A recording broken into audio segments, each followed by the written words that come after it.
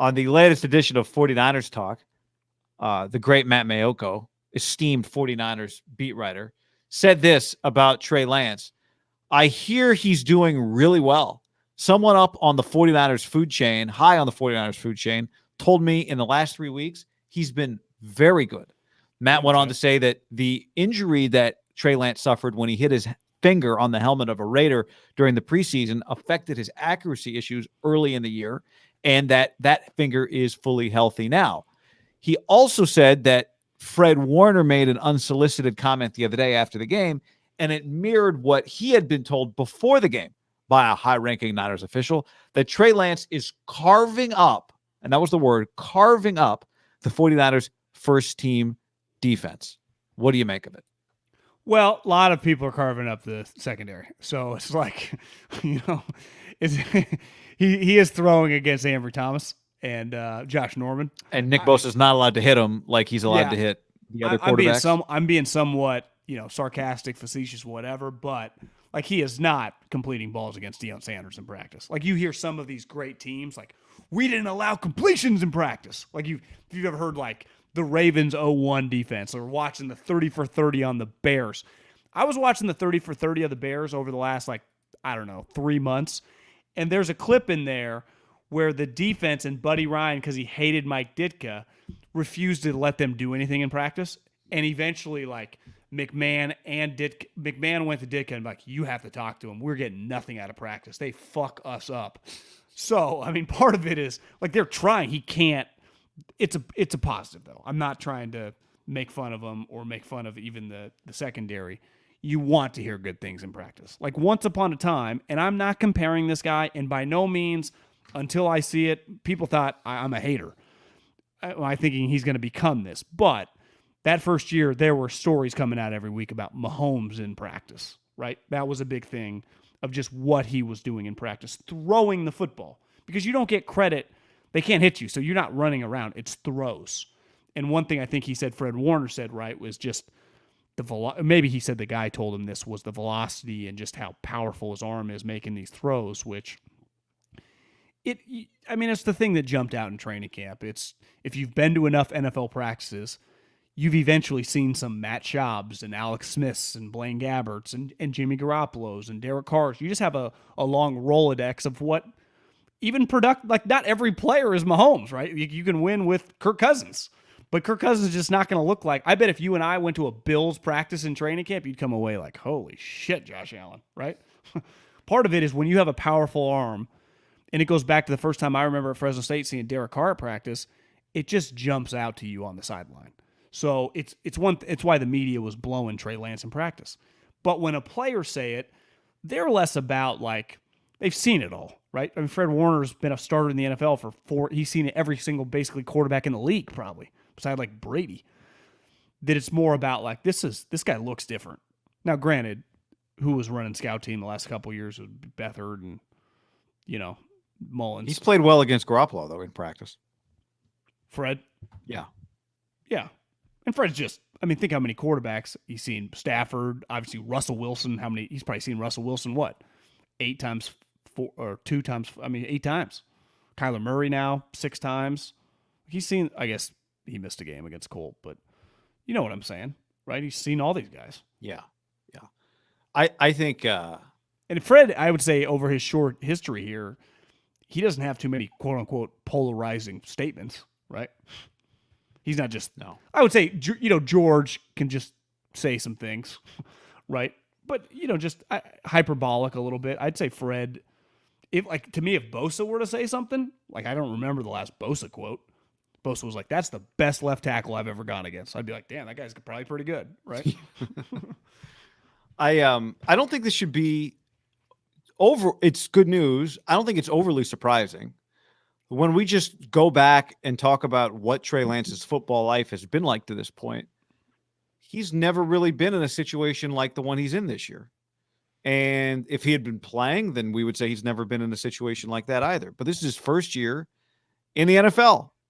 And, you would have loved to have heard stuff like this about Jordan Love, but we didn't.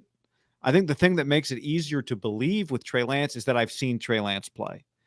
And after I saw Trey Lance play, my takeaway was this guy has something here. We watched it in practice, then we watched it in games, and they've got something here potentially. So this isn't shocking to me. Why wouldn't he be more comfortable today than he was several months ago? If his finger wasn't 100%, why wouldn't he be better now? I mean, I think we agree that Trey Lance playing, particularly for Kyle Shanahan, who knows how to protect the quarterback and, not put a quarterback in compromising situations, I think that would be valuable experience for him. But it doesn't mean that you gain zero by sitting. There is something to be gained by being the backup quarterback for an NFL team, practicing against the first team defense. And so I'm not surprised to hear that it's going well for him.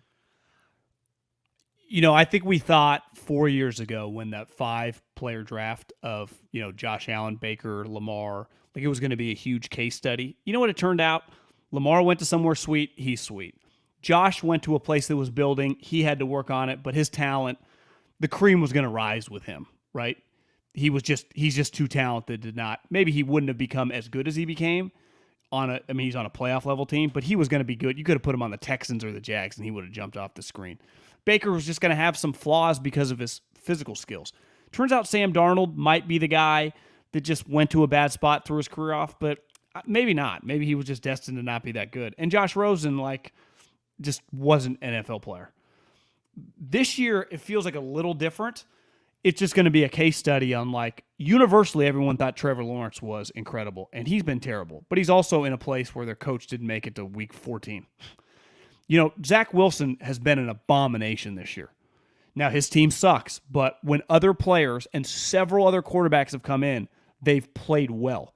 Trey is the only guy of the group not really going to play at all. He got one start. That's not nothing, right? He got one NFL start against 10, maybe they finished with 11 wins, the Cardinals. And a half against the Seattle Seahawks.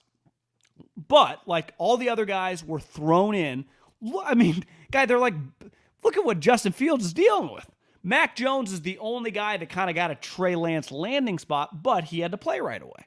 Yeah. And he's been their starting quarterback, won the job. I think we're going to look back in a couple years. Zach Wilson or Trevor Lawrence are going to be a bust. I would bet Zach Wilson. And there's a chance, if I was a betting man, I would say that it's going to be pretty difficult, just given the where he's playing, for Trevor Lawrence ever to live up to the hype. Because the train is already off the tracks. And I'm not totally blaming him, but if you just peek at a Jags game, he does not jump off the screen. He just doesn't. Really? I think athletically he does. I think he looks different than most guys with his height, his narrow waist. But I do think a lot of guys now move pretty well. I think a large percentage of quarterbacks are pretty athletic. Yeah, I think for his height, though, I do think he looks different than most guys. When I say doesn't jump off the screen, for a guy that I was told was like LeBron James or Bryce Harper. Really, you go back to his last couple of years at Clemson. It was last year at Clemson. I kept getting texts from people in the media. I don't watch that much college football, but everyone, what are we looking at here? I'm like, I don't know. Everyone tells me. It was not Andrew Luck at Stanford. You went to his national championship game. Didn't he have an incredible game in that game? Yeah, what really happened in that game was Clemson picked off Tua on the first drive, at the 20-yard line, like it was a walk-in touchdown. Clemson jumped on him, and that was that. And T. Higgins, was the freshman on that team? Mm-hmm. Or was it a different receiver? I think it wouldn't have been T. Higgins. Was it Amari Rogers? Was that his name? Armani Rogers. One of those guys. Maybe it was T. Made a sweet sideline catch on a ball that Trevor was actually throwing out of bounds. Rogers is T. Martin's son. Armani Rogers is T. Martin's son? Well, I only know that because I follow T. Martin on Instagram. He's now the wide receiver coach for Baltimore. And he said it, and he had an Instagram picture of this is the greatest accomplishment of my life, walking out to an NFL game with my son that we're both a part of. I'm like, God, that's pretty incredible. Cool. But I didn't realize that Rodgers, who now plays with Aaron Rodgers on the Packers, was his child. I did not know that. Maybe he just meant son, symbolically, he coached him, but he wouldn't have coached him if he was at Clemson. I did not know that. That's wild. But anyway, but my point is back to this quarterback class. He did get a much, I had the thought, if Jimmy never would have been injured, and they just would have been able to make the playoffs last year, there wouldn't have been as much urgency. Maybe they stay. Maybe they just don't end up doing what they do and have a guy. Maybe they don't draft a quarterback. Maybe they just don't draft a quarterback, right? If Jimmy's just humming along and they just keep their guy going for $20 million, they'd feel good about it, kind of like the Titans do with Tannehill. Especially you wouldn't be trading up. I guess I just had the thought if Trey Lance had ended up with the Panthers, just one of these other teams, I bet there's a decent chance that it would have been very, very difficult. Yeah, we could just not very much experience. It could have looked really shitty. I feel confident saying this. Maybe we'll look back, and maybe if he's good right away or really good in 2 years, we'll say, God, if he had only played year one, maybe there will be a debate about whether or not Trey Lance should have played right away. But I don't think there's a debate that there are not many better landing spots for a quarterback than Kyle Shanahan. I know it can be complicated. I know he's hard on him. I know all that stuff. But the options are, if you could take the 49ers, if you're a young quarterback and it's the 49ers or the mystery door, you take the 49ers. And if behind the mystery door is,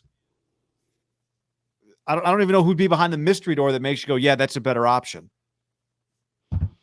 The Rams? I don't know. I mean, McVay, yeah, that's difficult.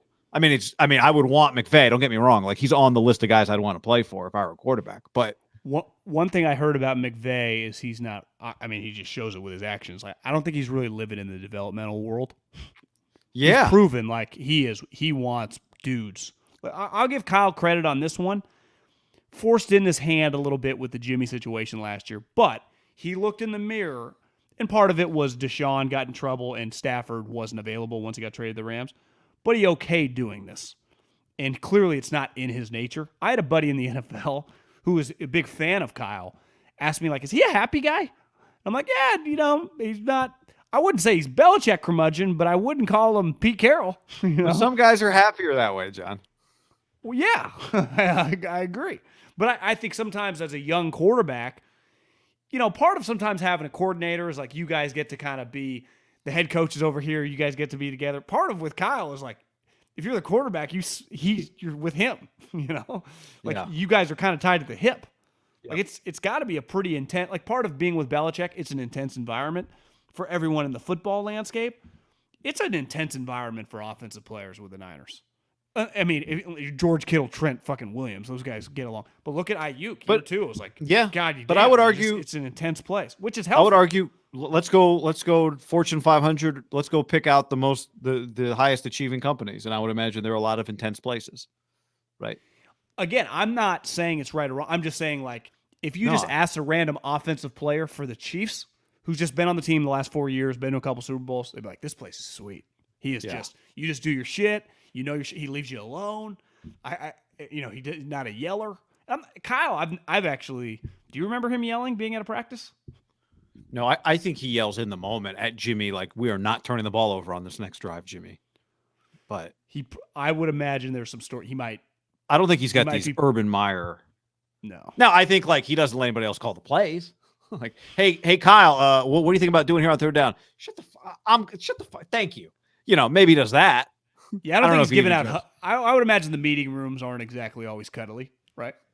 I'm sure a compliment from Kyle goes a long way because you don't get a lot of them. Yeah.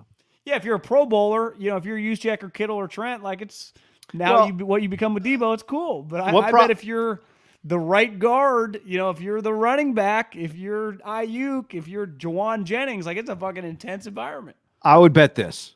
I bet he compliments defensive players more than he compliments offensive players. There was, I don't know if he said it on his podcast, TB12, or maybe he said it in The Man in the Arena. Or maybe he said it to.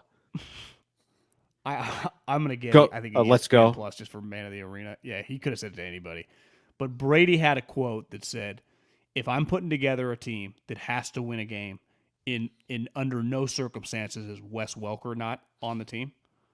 And I'm just saying, like, just you have that quote from Tom Brady. Like, Wes is part of this kind of group, right? And you're just a wide receiver coach in this offense. You're close with the quarterbacks too. It's all kind of one little unit. Yeah. They do just have, pretty high level group of I would say younger people, right? I mean, Wes and Kyle would skew younger than some staffs in the league.